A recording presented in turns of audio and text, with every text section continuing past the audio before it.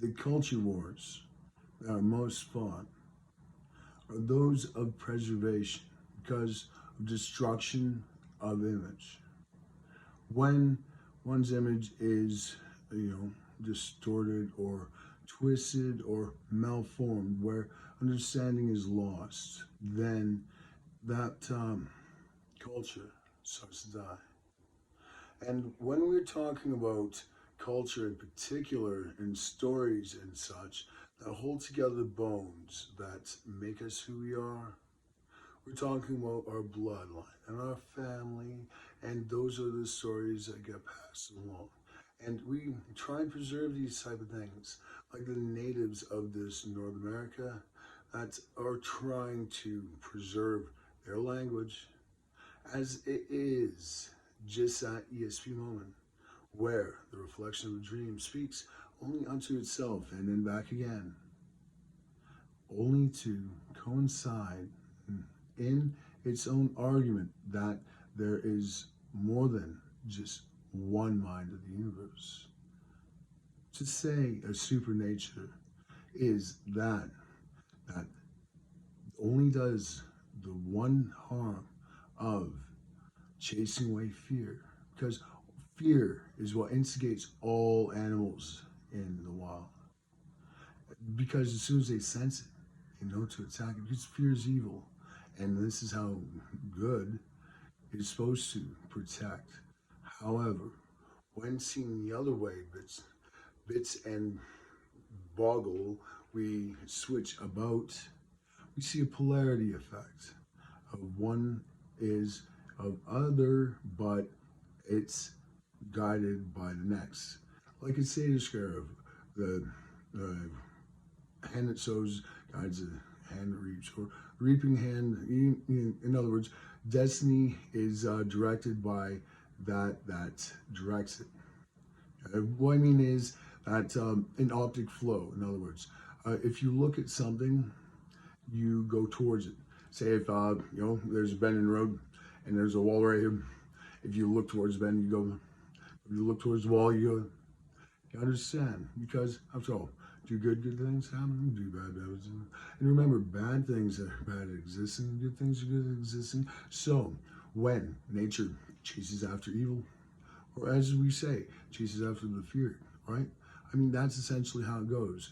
And when trying to figure out psychology, the human psychology of what causes the enslavement of mankind, for instance, because if you fear that, that's exactly what happens. And when we see it happening, then we know that fear is afoot.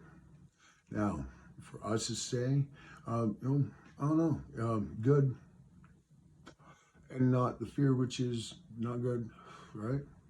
Is to know that these stories of other cultures, as I said, the hunter-gatherers of the natives of North America versus, say, the English, for instance, and yeah, dare I say, Macbeth, where people are jealous and connive and do deviant actions. Now I manifest as evil. I speak of because that is what fear is. You see. Anyway, the envy is fear. As you see it, it just folds in on itself and goes away. But this fear causes the poison in the hemlock in the ear, meaning the lies and the gossip, right?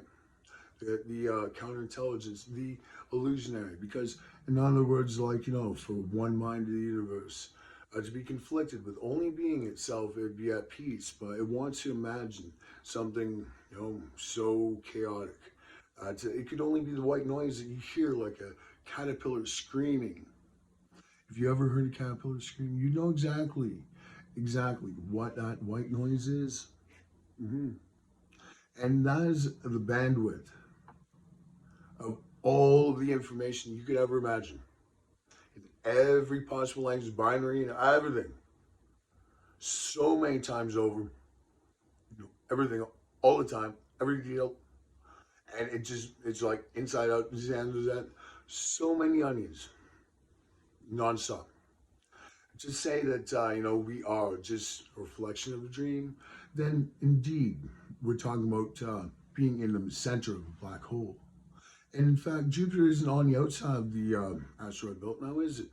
How could it be? It'd be on the inside. How? When as Mercury itself would also be on the outside. How that work? What the that then what? You know, then Mercury, right?